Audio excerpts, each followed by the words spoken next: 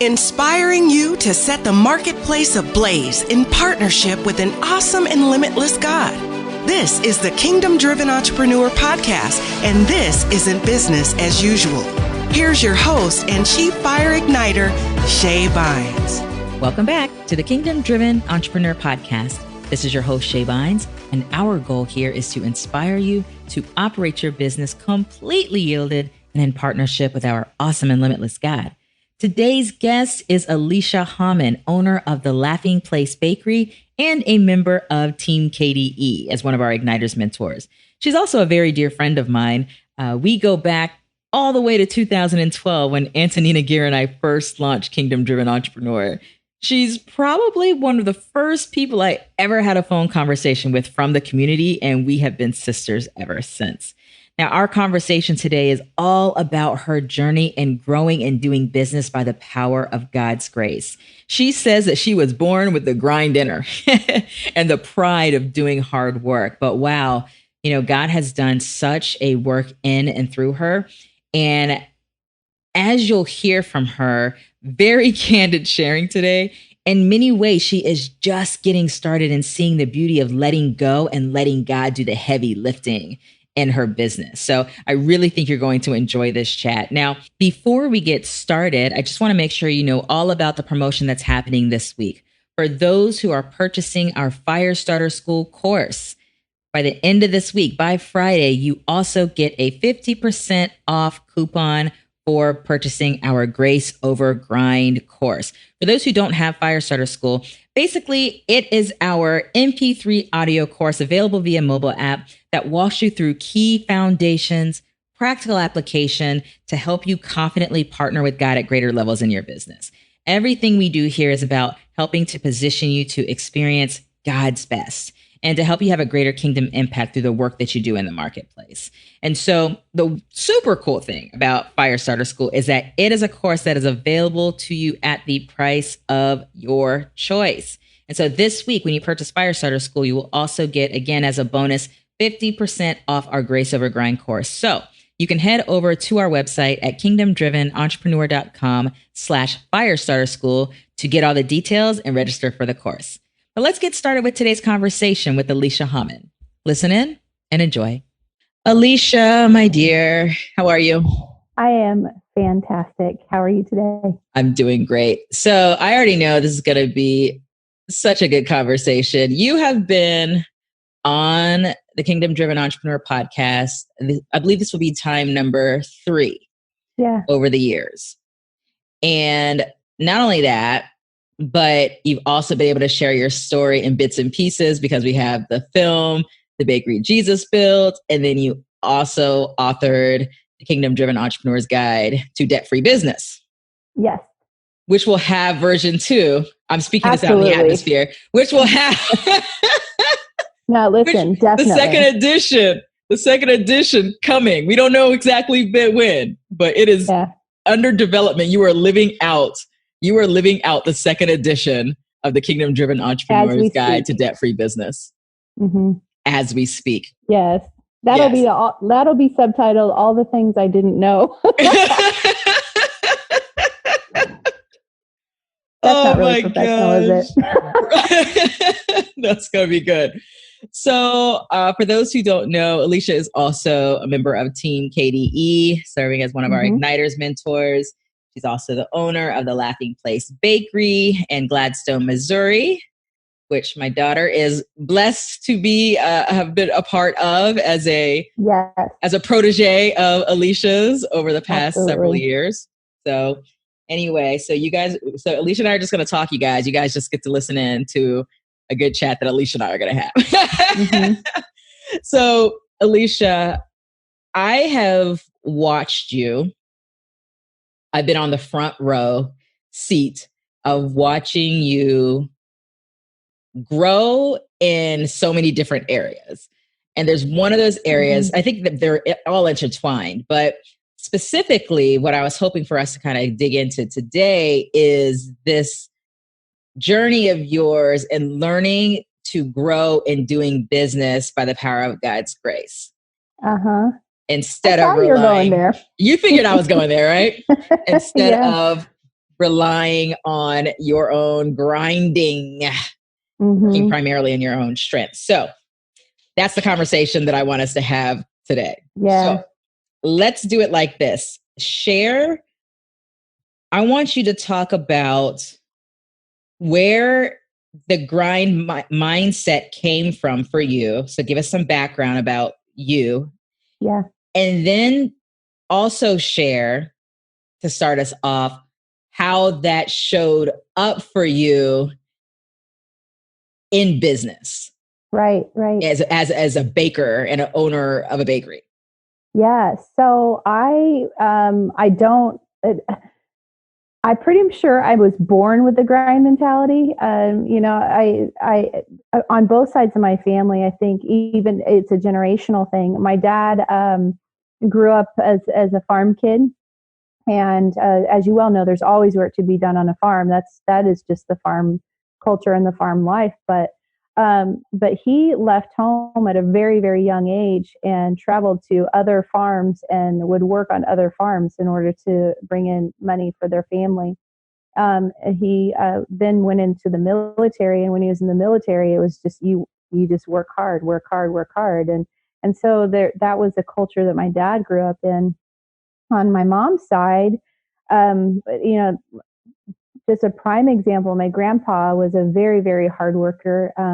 He was a dentist and he practiced dentistry in multiple towns, had different dentist offices in multiple towns, also took care of I wouldn't call it a hobby farm so much, but we had a farm as well, a family farm, and he did a lot of work on that, a giant garden and what have you. My grandpa worked until 30 days before he passed away from cancer. Wow. In his dentistry practice. He was well beloved in the community, but and also as I was growing up, my grandpa also was primary caretaker for my grandmother who had multiple sclerosis. So most of what I remember of her life, she was wheelchair bound, and so had to have the extra care over and above what most spouses would need.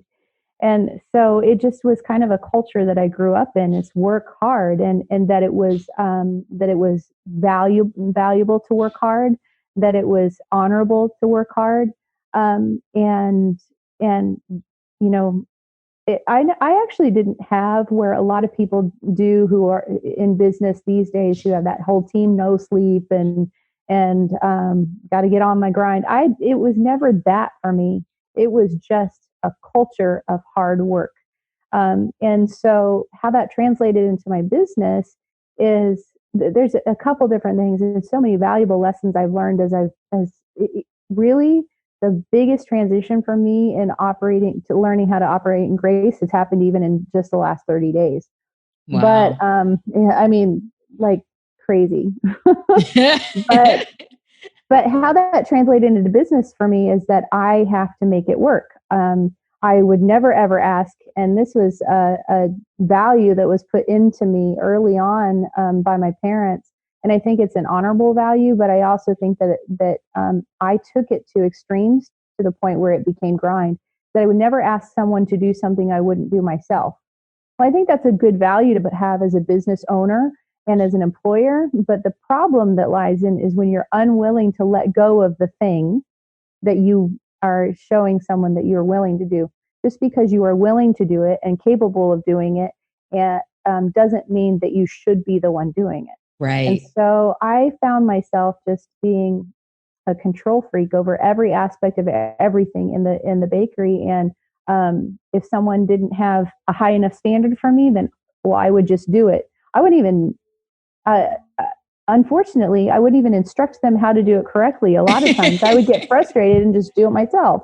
Right. So I just found myself, for the first 2 or 3 years, I mean, it was nothing for me to work an 80-hour work week. That was actually a short work week for me. Wow. And I kept telling me, it's for a season, it's for a season, it's for a season. Well, we're going on 5 years. We'll celebrate 5 years at the end of October.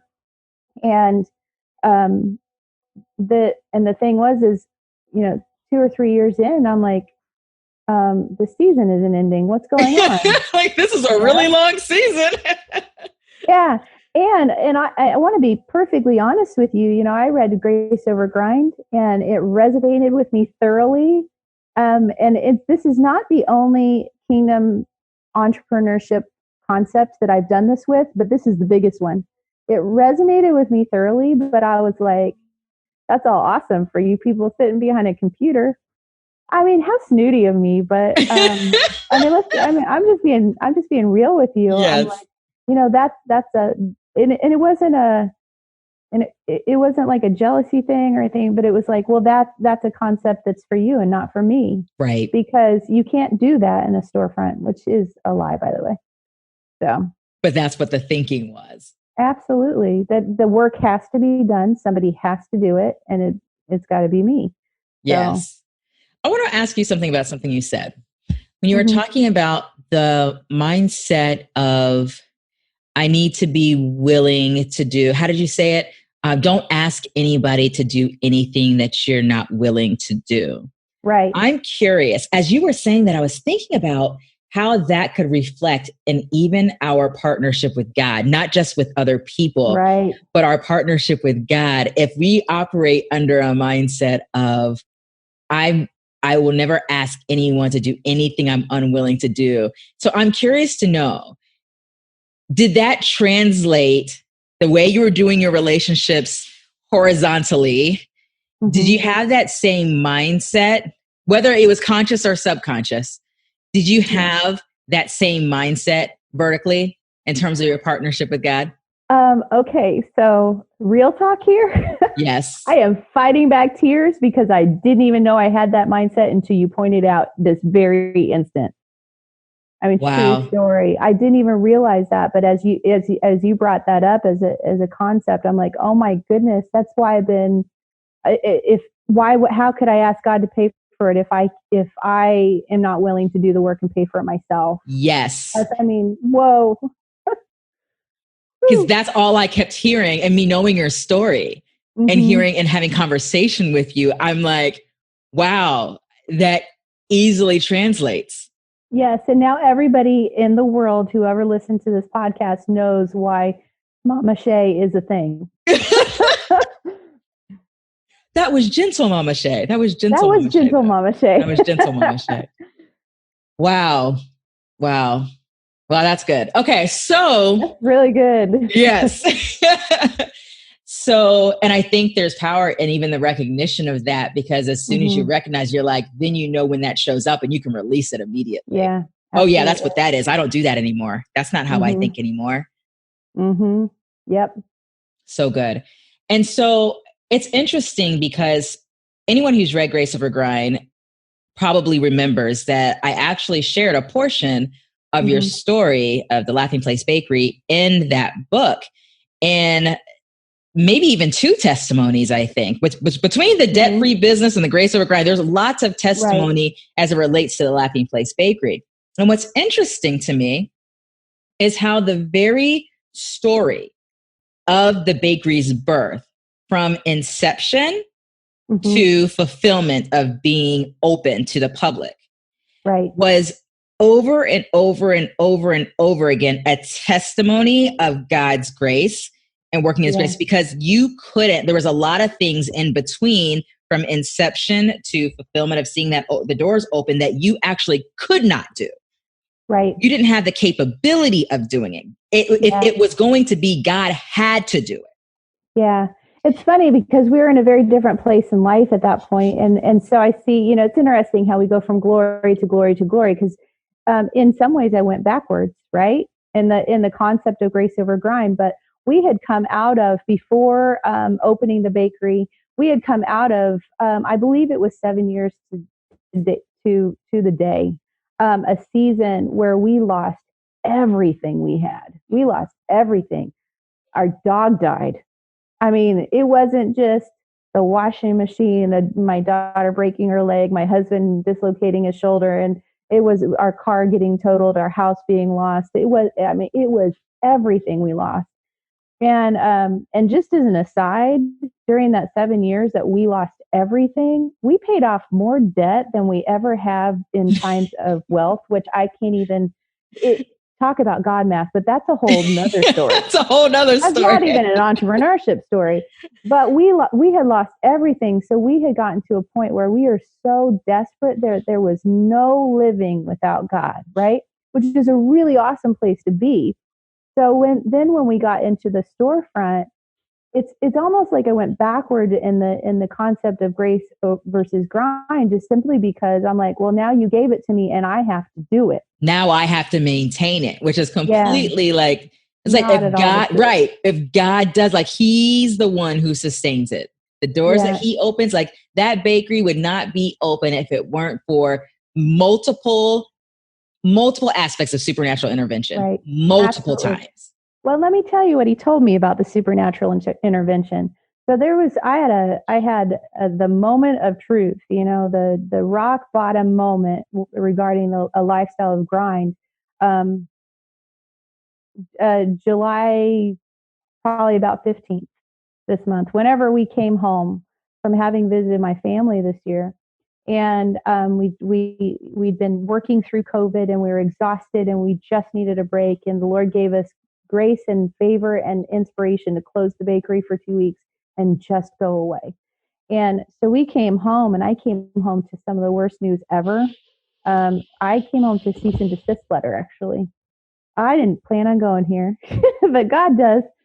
So I came home to a cease and desist letter because over the years of trying to do it on my own, I'd gotten to a place where I was behind on this and I was behind on that, and those things started adding up, right? So here I am feeling like I have a responsibility. And I want to tell you about when God calls you to something, if you try to do it in your own power, it will never, ever work.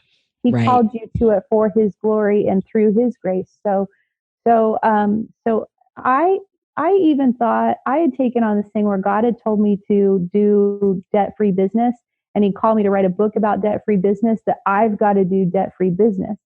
So what happened is I came home to the cease and desist letter because I managed to get myself into debt because I was trying to grind out debt-free business. And can I tell you, I was holding on by a thread to my own sanity because my pride was tied up in the fact that I'd never said yes to a loan and I never said yes to a credit card. So I must be doing it right, God. And so in that moment, the cease and desist letter had to do with taxes that I was behind on. And so I'm walking to the bakery the next morning to open up and or whatever. I didn't know what it looked like. And I literally was like, God, I don't know how to close a bakery. I don't know how to tell my family. I don't know. I don't know how to. How do I do this? Like, and I was in too much desperation in that moment to even think about shame. You know, but I'm sure that would have come too. And so I get to the bakery and I put on worship music and I love how he operates with me. I'm a worshiper by heart and a musician also. And so I put on worship music and the first 3 songs were like dagger, dagger, dagger, like pierced me through the heart. So, which is always like amazing, but every single one was literally, it was like the Father was speaking directly to my heart. And I'm like, okay, I surrender. I have nothing left in me. I've given it all. And he's like, are you ready to let me do it? The first thing he inspired me to do, and it's still, I want to be perfectly clear with you. It's because he's called me to debt-free business. It's still hard for me to speak this out, but it's really important for people to hear it. So I'm going to share this. The first thing he instructed me to do was take on a loan. If you're listening to this when it's not COVID time, you know, there was a loan called an economic impact disaster loan. Right. And so he instructed me to take that. And I'm like, God, I can't take that loan. That's like taking on debt. He said, you're already in debt. And I'm like, I know, but why'd you have to say it out loud? You're like, no, it's not debt if it's not a loan and it's not on a credit card. And isn't it funny how in our desire to do it ourselves, we will justify and legitimize things that are absolute crap, you know? Yeah. And that's what I was doing. And so I'm like, Lord, you have to tell me, make sense of this for me. He said, I want you to trade three, because there were three debts that I had gotten into from being in rearage. He said, I want you to trade three masters for one so we can get out of this. Wow. And that was huge, because I'm like, okay. And what's been interesting is in this season of my life, he's been talking to me a lot about Joseph and about how Joseph went into prison to get elevated, you know, going into prison, going into basically slavery and what have you. And I hear my heart here. Debt is slavery, and I am not encouraging anybody to take it on. But sometimes God will use something that looks like slavery to elevate you to the position he wants you to be in. And so, and then he started talking to me about what we'd done over the last 4 years in the bakery, 4.5 years.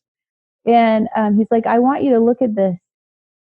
All those times you thought we were operating in partnership and I would do something for you miraculous, I was rescuing you from yourself. Wow. Oh, just be quiet for a minute there. Holy Ghost mic drop. By myself, without God rescuing me from myself and my own grind, we would have failed a long time ago. Yeah. But he held on to it. And in that moment, after it was like looking back on my life, right? Seeing the picture of every time he'd come through, every time there'd been miraculous provision. And I'm not talking about leading up to opening the bakery, because I was surrendered to the Lord before we opened. And then I decided I had to do it myself. Yes. And so he showed me every time, and I'm like, wow. And he said, now are you ready to let me do it? I'm like, okay. I mean, what else is there? What else is there? And I mean, yeah. Okay, so what can you share about? So this is pretty fresh. First of all, fresh. Like it's pretty raw. I'm trying not to cry. Actually, it's okay. It's okay. I want to make a comment, and then I want to talk about some things that have happened more recently. Mm-hmm. Once he gave you this invitation to say, "Would you like to do this a different way?" You know, I want to make this comment because you have been a mentor on the team in the midst of all of this. You've been a mentor on the team. And one of the things I think is so awesome about the goodness of God is that even as we are growing, that's why all of us, the whole entire team, it's like everyone's going from one level of glory to the next. It's not about, everyone's in a process, right? From one stage to the next. And the testimony that you had already had prior to taking it on again when you opened the bakery, that testimony all by itself, and even the process that you went through of surrender in that, however long that period of time was, I think about a year. There's fruit from that in the midst of you growing again. There's fruit from that 1 year that has helped other people and propelled other people and invited other people into heaven's economy, into doing business by the power of his grace, for believing for more than what they can see, all of that. There is fruit in all of it. That's just the goodness of God, right? And now, go ahead. So much so is the goodness of God. I mean, how do you think that your little child can preach to you, you know? Because like they've done everything, right? You know, I mean, he just picked his nose, you know, and then he like messed me up. So I don't know why we think we've got to get there before we can minister to other people. Yes. I wanted to make that point because of what you just said. I think a lot of people get stuck in that way. That's why I always tell people, like, don't you remember, like when I started Kingdom Driven Entrepreneur, when the Lord said the words Kingdom Driven Entrepreneur, I'm like, what's that? Exactly.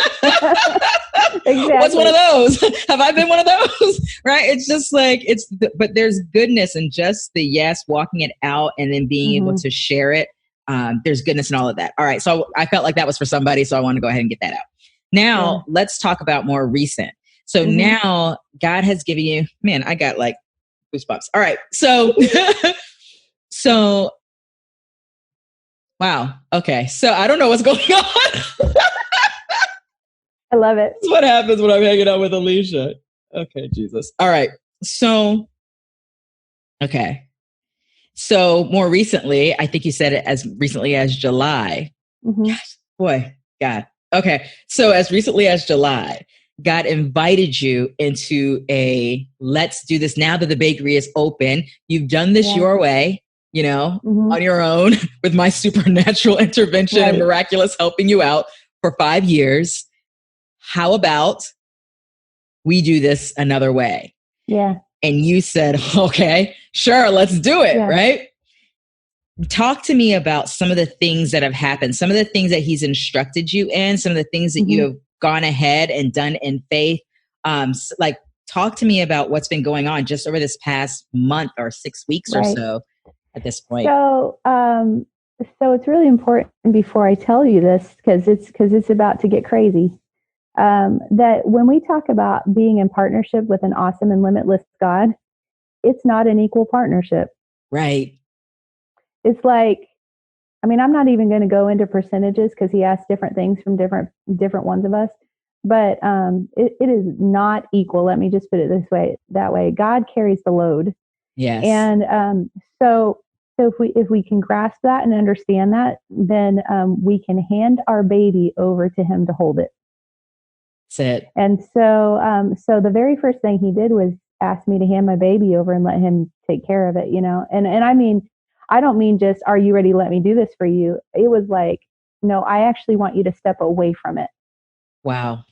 So, and part of that revelation came from a conversation with you, Shay. I had never said out loud that I didn't want to be in the bakery anymore.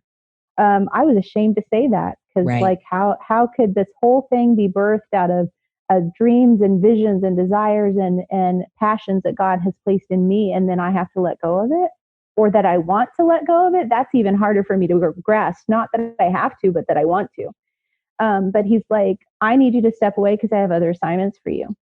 And I, I think when I look back, I toyed with the idea a lot longer than I realized I was, because I would say things like, well, I'm not going to be in the bakery as much, but I'm going to still do da da da da da. Oh, I remember this. Yes. But the truth was that gave me a door in to actually never even go into the thought process of leaving. But he's like, I need you to hire a pastry chef, and I need you to do this, and I need you to do that, and whatever. And I never even could wrap my brain around the this and the that, because I'm like, you want me to hire a pastry chef? You're like, I'm stuck at point A. What? Lord, do you know how much I've been paying myself? Not very much. Yeah. And let me tell you how like specific that is, because he said pastry chef. And I don't believe we have to have a piece of paper to make us something. I am a pastry chef. Yes. But the specific of that language for me was, I knew that I was supposed to hire someone who was educated in baking and pastry arts. And why that's so specific and so impactful for me is because God specifically told me not to go to school for baking and pastry arts. And the reason why he had told me not to go to school is, as we were researching that, I was praying over it. He's like, I do not want you to waste money on $40,000 worth of classes that you could teach. Because I grew up in this culture. So it wasn't something that I had to learn for someone else. Right. And then regarding the classes after the $40,000, I don't want them to unteach you what you have learned yourself with me. So good. So, this is something I say a lot about business. We are so convinced that we need to follow somebody else's blueprints, or that just because someone is excellent at something, that is the only way it can be done. And this is a very practical explanation of that. Just because someone who is trained in baking and pastry arts and builds a cake, a beautiful, amazing, delicious cake a certain way, doesn't mean that someone who isn't formally educated in those things can't build a beautiful, amazing, tasty cake in a different way, right? And so he gave me specific instruction not to go to school, and then he told me to hand my bakery over to somebody who has a formal education. I was like, what? What's happening here? But can I just tell you, like the melding of the two things, she has been working for me for 2 days, 2 days. And he brought them. Oh my goodness. It was like, hey, baby, I want you to tell me exactly what you want, even down to the words that she's supposed to say when she sits down for the interview and an answer to the specific question. And then I'm going to just put her all together and hand her to you.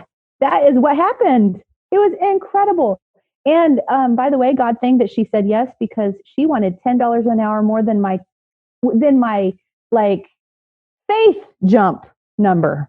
Wow. I'm not even talking $10 more an hour than what I thought I could afford. I'm talking $10 more an hour than my faith jump number. Right. You have already stretched in faith for this number, and it's $10 an hour more than that. Yeah, the one that makes me twitch. So like I just came and I can hardly fathom what he's done just by bringing her to me. But she's better than I am. Which that was a whole thing, I called yes, we had that chat. Like, how do I reconcile myself with hiring somebody who's better than I am? Like, how do you deal with? I know that's the right thing to do, but like, how do you deal with that emotionally? I'm supposed to be the best, but she's better than I am. But here's the thing: is that she recognized immediately, and this was the exact answer, like almost verbatim what I told the Lord I needed to hear. When I asked her why someone with her caliber of education and career background would want to work at a place that was small like mine, she said, "I see your vision and I want to be a part of building it." And even she's now been working for me for 2 days, and in 2 days we've already seen that she has a gifting and a vision that is different than mine, but she sees what I'm doing and wants to treasure it and build it. And so there's this really cool melding of the traditional and the home style and the way that I was raised and the way that I grew up learning from both the Lord and my family how to do what I do. And this other whole world that she's gotten to explore in her vast education of baking and pastry arts. So it's just, oh my goodness, it's incredible. Incredible. But then go ahead. We got to go further, because here's the deal. I'm like, okay, God, you made this happen. So the bill's yours. Like, he's your will, your bill. Yes. Listen, within 24 hours of her having accepted the job, I had a business opportunity presented to me that I just shared with you, and I'm not at liberty to share it publicly yet, but I had a business opportunity presented to me that it's like literally all the work is done.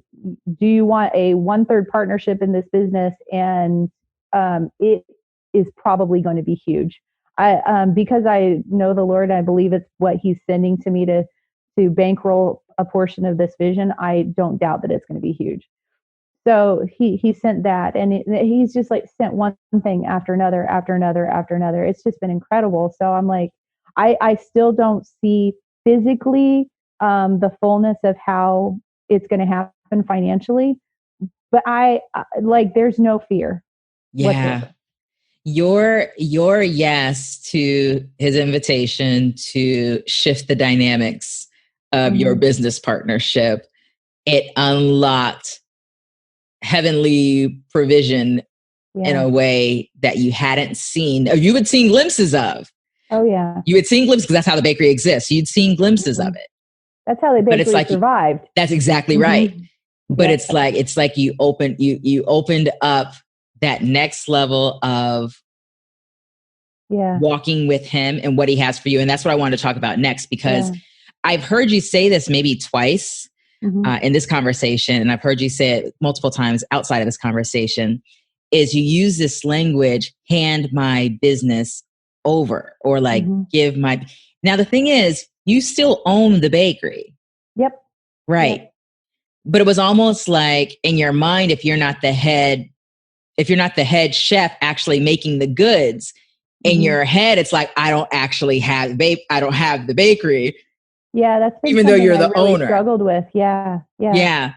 So you're still the owner. You just hired a pastry chef, but you also said that God had other things for you to do. That's why he was asking you to come out of the bakery to hire a pastry chef, because he has other things for you.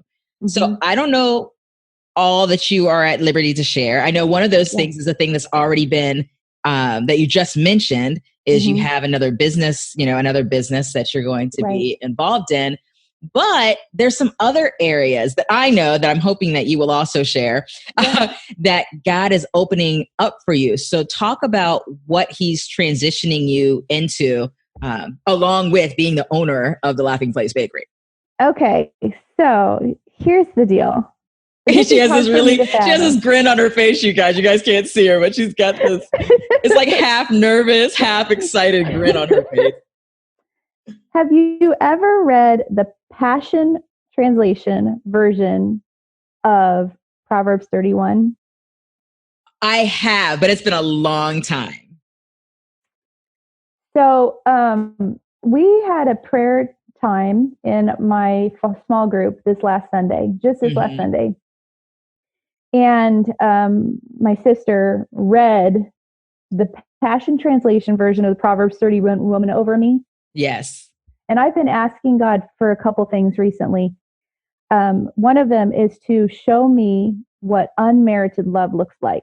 And I can't even tell you what I'm looking for, other than that God gave me that specific language. So I've been praying, show me what unmerited love looks like. And the other thing is I've been asking God to show me who I am and what my identity is in him. And so we're at this small group and we had a hot seat time, and my sister read this scripture over me, and wow.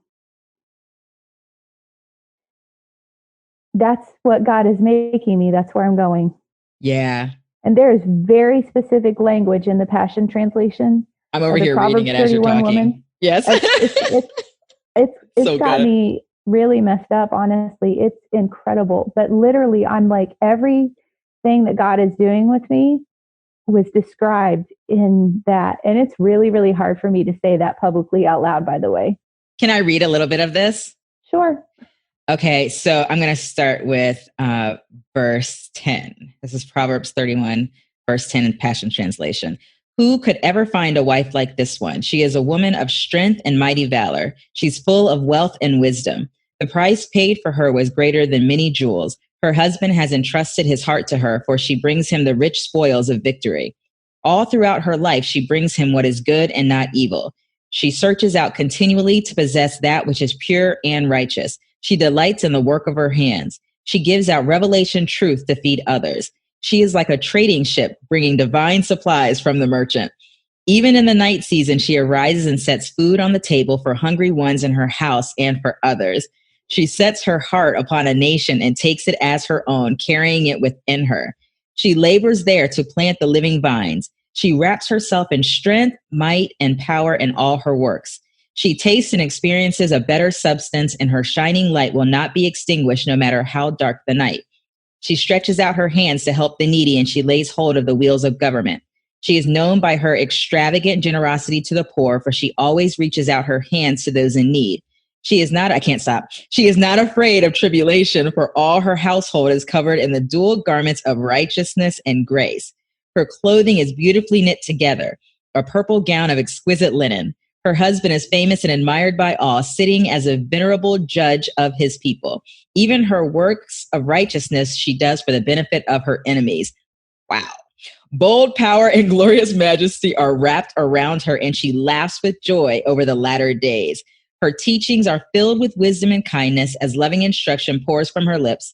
She watches over the ways of her household and meets every need they have.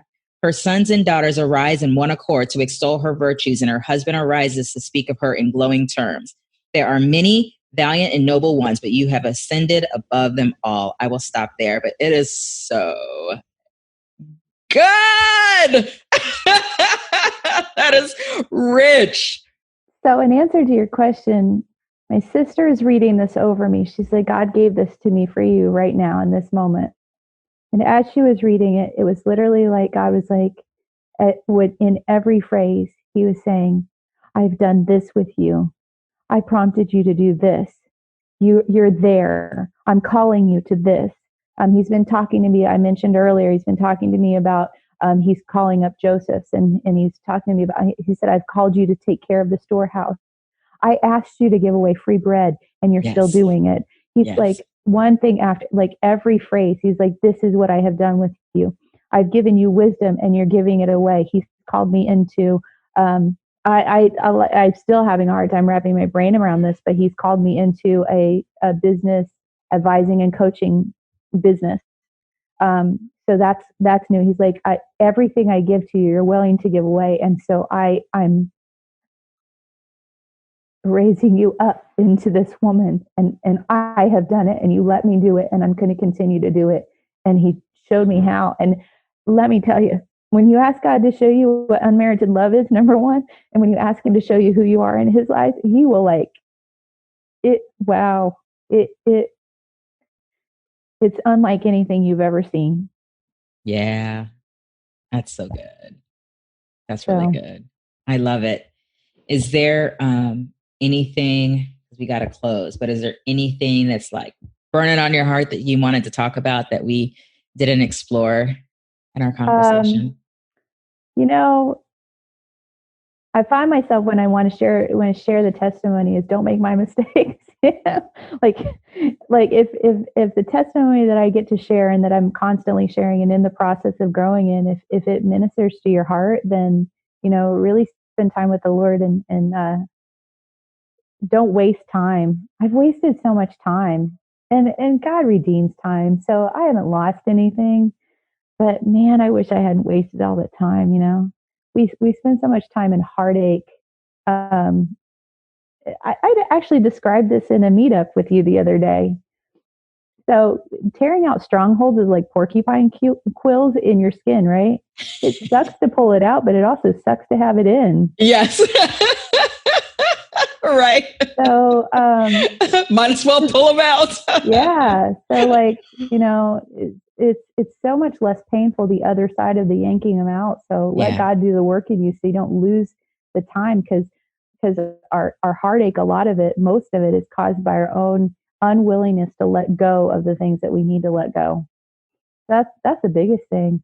Don't waste time. That's rich. That's rich. This was so good.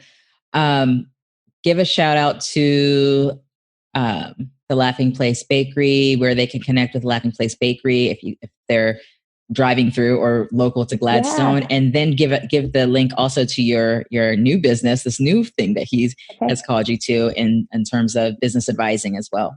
Yeah. So the Laughing Place Bakery, our website is thelaughingplacebakery.com. You can find us on Facebook and Instagram. Also, the Laughing Place Bakery. We're so excited because we're very close to probably the end of September launching the Laughing Place Bakery after hours. We're going to have evening hours, 3 days of the week, where let me tell you, in less than a year, we are going to be the Kansas City evening desserts location.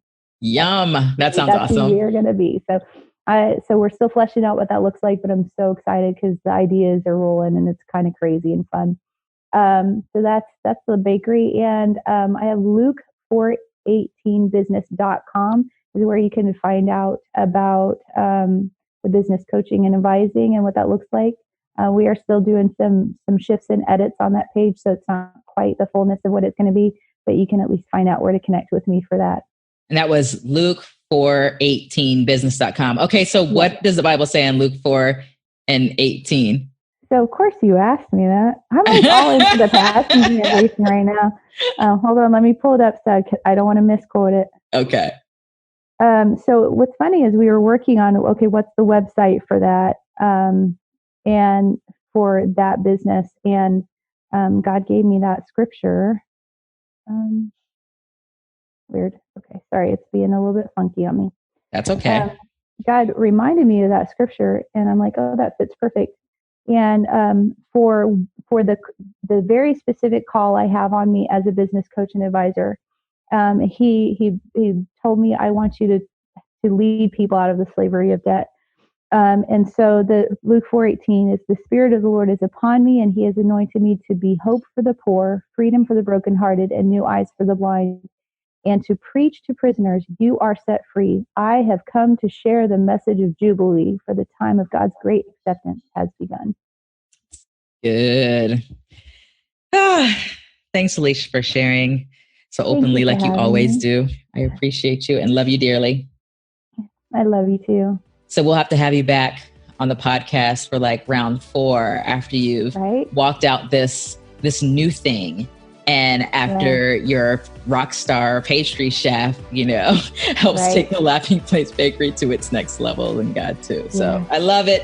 Thank you and love you. Love you. Thanks for joining us on the Kingdom Driven Entrepreneur Podcast. If you've enjoyed what you've heard today, we encourage you to subscribe and spread the word. And don't forget, you can gain access to even more resources, plus a thriving community of fire starters by visiting our website at kingdomdrivenentrepreneur.com.